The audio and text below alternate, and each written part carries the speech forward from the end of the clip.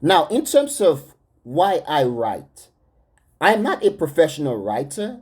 I'm just someone who do have appetite to tell story and want to express myself. And that's the reason why I write. But I also write as a means to try to tell my story as an African. I am an African and I'm proud of it. Now, friends, I try to live my life according to some African parables or proverbs. One state that it goes this way: by trying often, the monkey learns to jump from the tree. It is the whole idea of practice makes perfect. As an African, realizing what I have to do in this world, the debt that I owe to those who come before me, which is the whole idea that until the lions have their historians, the tales of the hunt shall always glorify the hunter.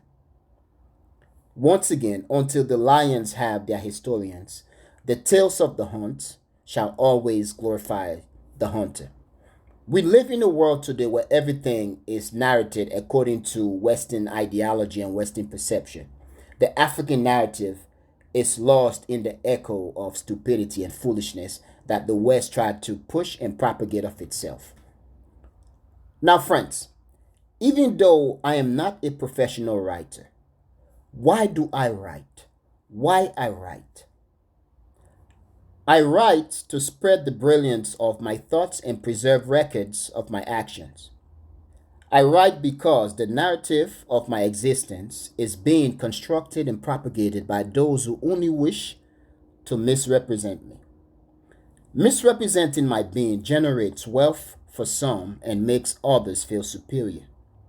I write to tell the African story and give voice to the most brilliant people on our planet, the birthers of humanity. I write to prove that history is current and continuous and not just stories of the past. I write to leave a legacy and message for my future descendants to remind them never to forget who they truly are. I write the truth that should be spoken, for the world deserves to know all that is hidden and yet to be discovered. The winds of change must blow the echoes of truths to all corners of the world. I write to make my heart a peaceful place for all who search for warm shelter. In my heart, I will always preserve a place for the rejected, the castaways wandering in the vast wilderness of loneliness. I write with thousands of questions only to satisfy man's curiosity. Our minds are enormous libraries of knowledge yet to be unlocked. But should I provide the world with an answer to a question, or does the world wish to endeavor to find all the answers at its disposal? I aim to be a library open to all who search for knowledge and meaning. I write because I have a heart that still beats life in the miles and miles of arteries that connect the central nerve of my vulnerable human consciousness. And so I must speak for all those who cannot speak for themselves. I write to correct all the flaws that keep our world divided and our hearts broken. I write to break the chain and break the locks of emotional, psychological, and physical incarceration which I find myself. I write to negotiate my thoughts and action with the joy of triumph so that the world may learn to become diplomatic in thoughts and action. I write to steer the broken into repair so that the world does not taste the bitterness of despair.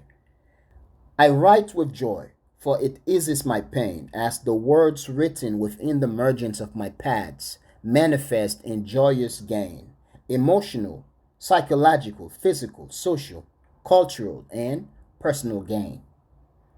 I write because my words are liberating, for liberty is manifested in human existence and our penchant for excellence. I write to remind myself of my body's unwavering strength to strive for self reliance. I write not only to give meaning to action, but to give actions their meaning.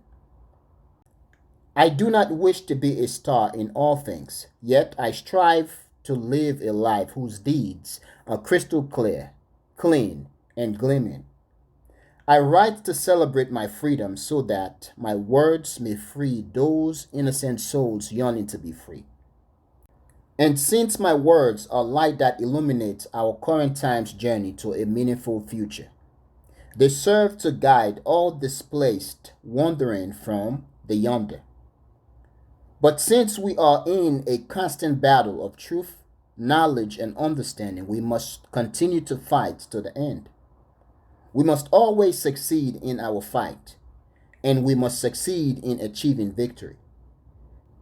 As a gallant soldier marching in the army of truth, I will never surrender as I seek, by my conviction, the path to many kind of salvation.